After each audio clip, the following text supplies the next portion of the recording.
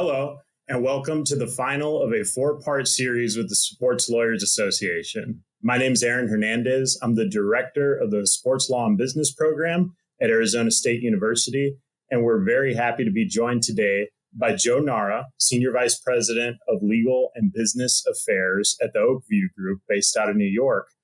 Joe, welcome to the episode. Hi, Aaron. Thanks for having me. It's a pleasure to be here.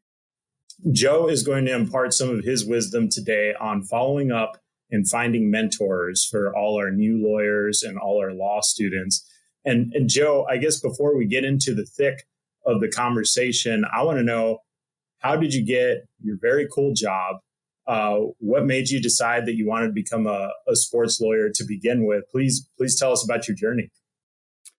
Well, I actually might have a background that's similar to some of the law students that are attending the conference. I had a journalism degree from the University of Colorado, and I did a lot of sports writing when I was a student, and I also got involved in radio broadcasting of the university football games. And it just so happened that the University of Colorado won the national championship my senior year. And in going to those games and working in the radio booth and having access to the press box, I really got to see what a big business college athletics was. And as I was graduating, I didn't even know this, but I learned that you could actually get a master's degree in sports business. So that's what I decided to do. And I didn't really know much about the business when I joined the master's program at Ohio State. But what I learned during my time there is that most of the people in the sports business seem to have either sort of a sales and marketing type of background, or a lot of people had a legal background. I worked for about a year and a half after I finished my master's program in the event business, putting on 10Ks and triathlons and marathons, things like that. And I did a variety of jobs for that event company. But then I decided to go to law school, and I went to law school in Cleveland, which is my hometown, but is also, at the time, was where IMG's headquarters were. And I was lucky enough to get an internship at IMG after my first year of law school, which turned into part-time work there during my second and third years of law school. And as I was getting ready to graduate, I wanted to stay at IMG. I was working in their legal department. But they didn't have the ability to hire me. Well, they could have, but they chose not to hire me straight out of law school into their legal department. But they did have a job in their television division, which I was sort of qualified for. It was more doing rights clearances for videos and music that they would use in their productions. But you didn't have to be a lawyer, but a legal background was helpful. And I went to the general counsel and I said, do you think that I should go for this job?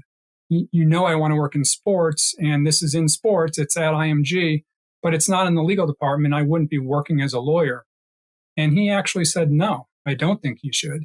He said, I think that right now what you need to do is develop skills that are going to make you valuable as a lawyer in the sports industry. And so he recommended that I join a law firm, even though it was not going to have anything to do with sports. He said, go do some litigation, go write some memos, learn how to be a lawyer, keep up your contacts, keep networking in the sports industry. And if you really want to work in the sports industry, then, hopefully you'll get an opportunity someday. So I did that. I joined a law firm for my first year out of law school. And I actually got really lucky because about a year later, IMG did have an opening for a young lawyer to work in their football division. And I was fortunate to get that job. I moved out to Kansas City, where the football agents were based, and I worked there for a couple of years. That led me to the NFL Players Association, which I actually joined as a salary cap expert. I had done a lot of work on player contracts and learned a lot about the collective bargaining agreement and how the salary cap works and how player contracts are structured. And I got hired at the NFLPA to run the salary cap department. And I did that for a couple of years before I moved into the legal department, where I represented players in grievances, was sort of worked as a labor lawyer, but also worked as a business lawyer, doing a lot of the licensing of players' name, image, and likeness for things like the Madden video game franchise. And I was there for 10 years. Then I moved on to CAA in New York, and I worked primarily in with athletes across lots of different sports, mostly doing endorsements and other sorts of revenue generating agreements. And just recently sort of switched gears, and I'm no longer in the athlete representation business. I'm more in the arena representation business at Oakview Group. And again, I haven't been there very long, but what we do primarily in the legal department is work on revenue generating transactions for the arenas that we either own and operate, or some arenas that we manage that are owned by others. What a great path, Joe. That's really, really interesting. And just a quick side note, were you glad that you took that advice to go work at the law firm for the year? Yeah, I was definitely glad that I did that. As it turned out, I was at that law firm for such a short time, and it was, for part of the time I was studying for the bar exam. For part of the time I was like on vacation, like waiting for my bar results, things like that. And so I didn't actually learn that much. And what I've seen with a lot of other lawyers that are in the sports industry is that they have more significant chunks of time at law firms.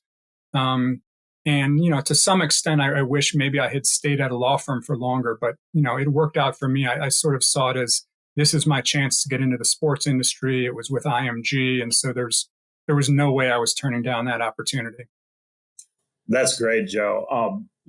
So dovetailing into the subject of our conversation today, which is following up and finding mentors, I recall you mentioning the general counsel at IMG saying, stay in contact with people.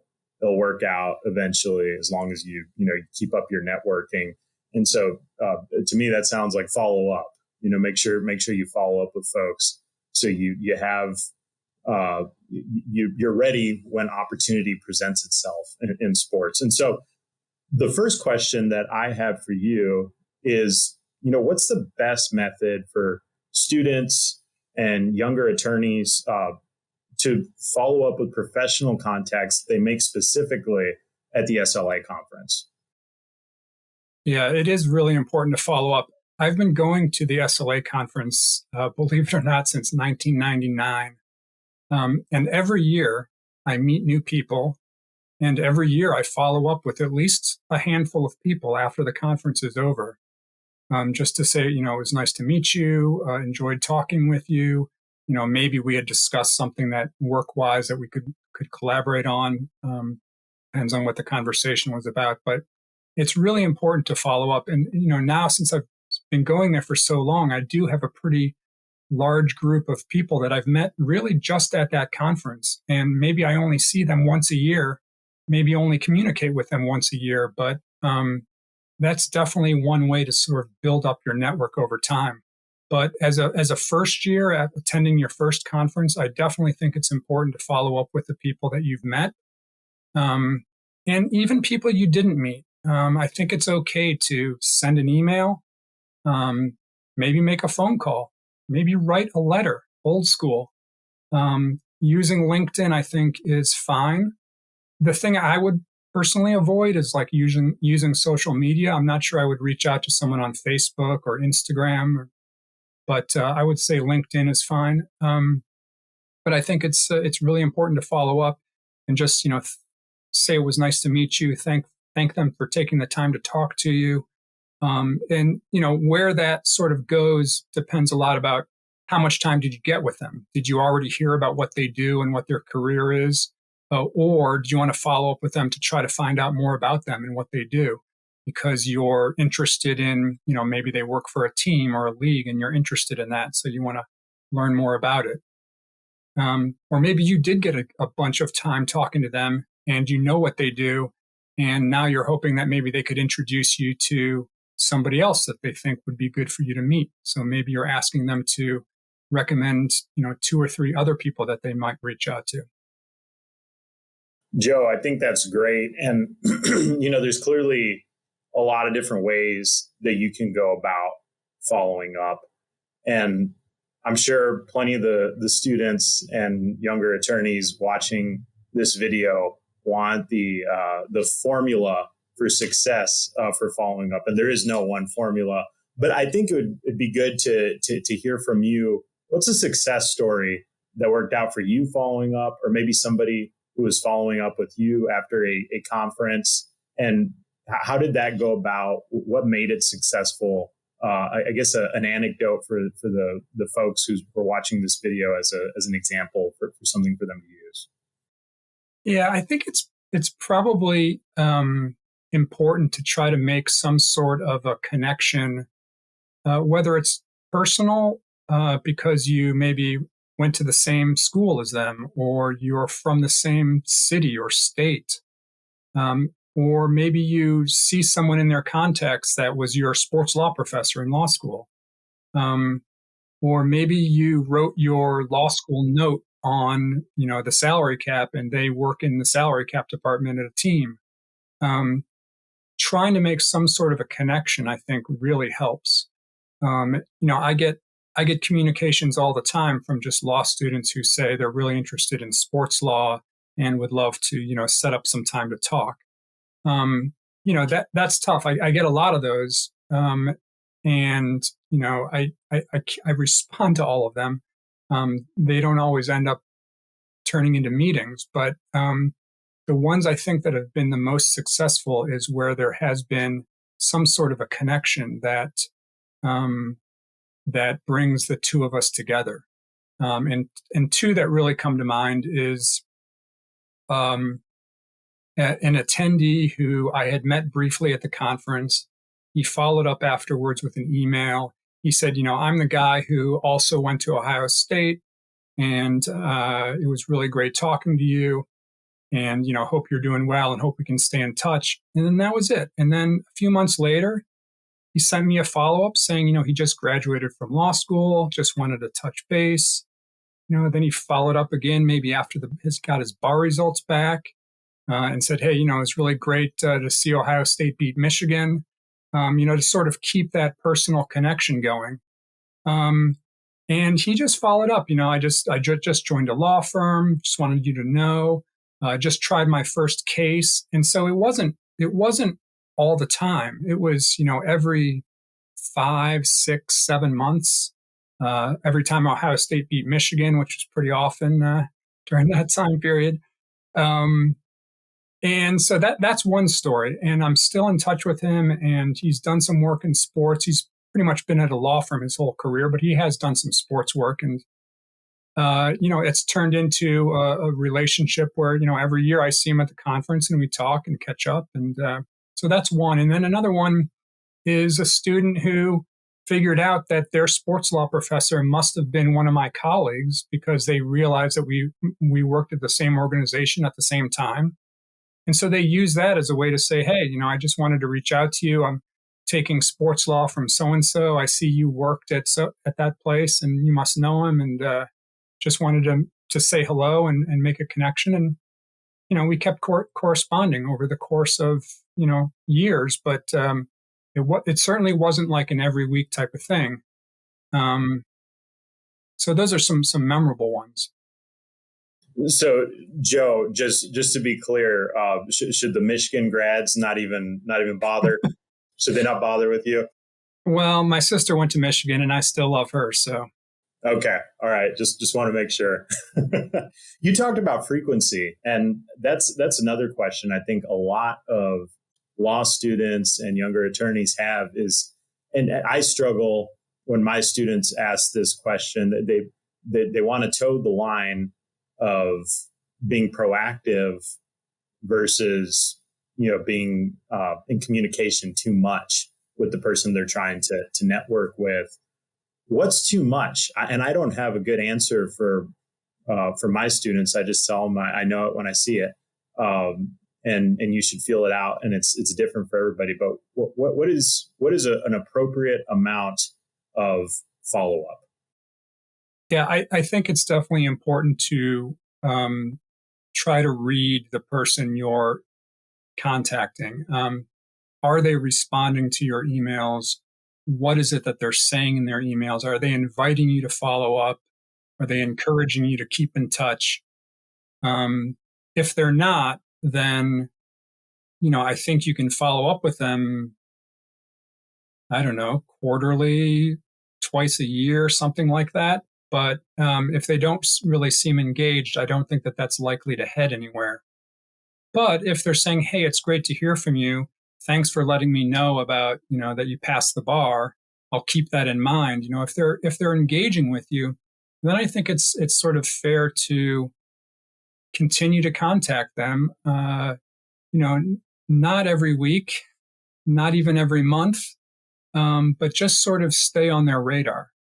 And I think that you can, when you're working all day and you're in this industry, just like any other industry, the months fly by. So if I hear from someone every 6 months, that seems to me like I'm sort of in constant communication with them. If I don't really have any, basis to be communicating with them other than, they want to work in sports and I'm sort of one of their contacts. A couple of things to really avoid, though, are don't fail to respond.